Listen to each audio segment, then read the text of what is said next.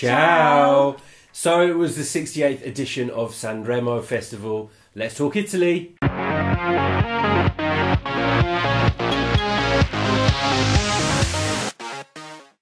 mi avete fatto niente, non mi avete tolto niente.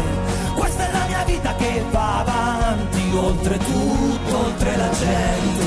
Non mi avete fatto niente, non avete avuto niente, perché tutto va oltre le vostre inutili guerre. So I guess it was a long old show tonight, the 68th edition of San Remo Festival in Italy. Ermal and Fabrizio with their song Non mi avete fatto niente. Hopefully I've got that pronunciation right. Were victorious. What do you think of the song?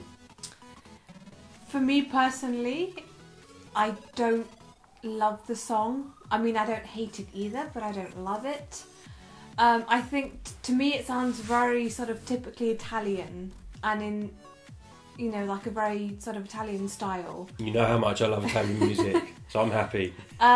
So I think if I was to compare, you know, this song to, you know, Occidentalis Canema, I hope I pronounced that right. I like it. I think that it's kind of, for me, it's a bit of a come down from last year's song and from Francesco. For me, that was kind of brilliant. Almost genius, especially with the big kind of monkey on stage.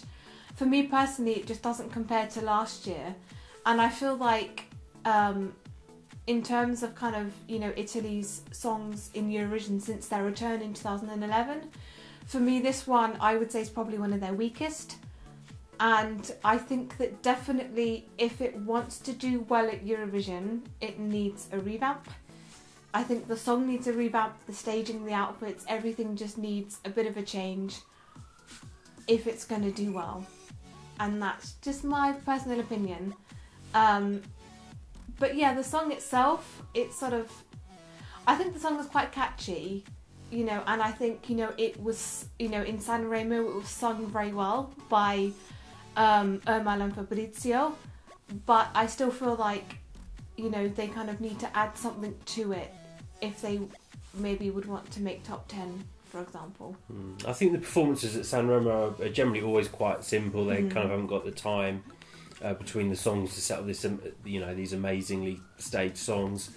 I think with Ermal and Fabrizio, I think these guys' voices work really well together. Actually, I think that's probably the thing that I noticed most from the song was how their voices work. I love Italian music, so I'm probably going to be a little bit biased. They're generally my favourite Eurovision country. So I do really like the song. I get what you're saying about Francesco last year. It feels like a bit of a come down. However, they're not always going to be able to go with, you know, the kind of fun pop song. It is, you know, it's a bit of a change if you're comparing it to last year. I'm not going to compare it to last year. I'm going to see it for what it is.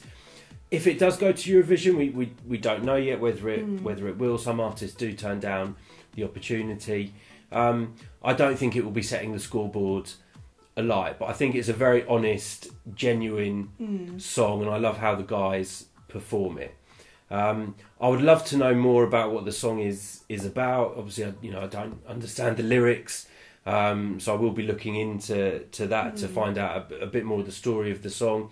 There were other songs at San Remo that I think potentially would have done, you know, may do better at Eurovision, but you know, we'll see. I like it. You know, it's not bad, but you know, it's not setting my heart on fire like other Italian entries have done. So Jess, if we were going to give this a thumbs up, thumbs down, for me I would say kind of in the middle.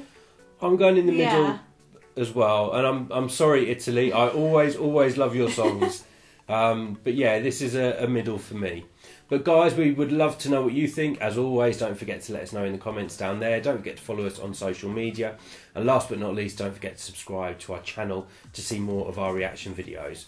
But until next time, see ya. Ciao. Ciao.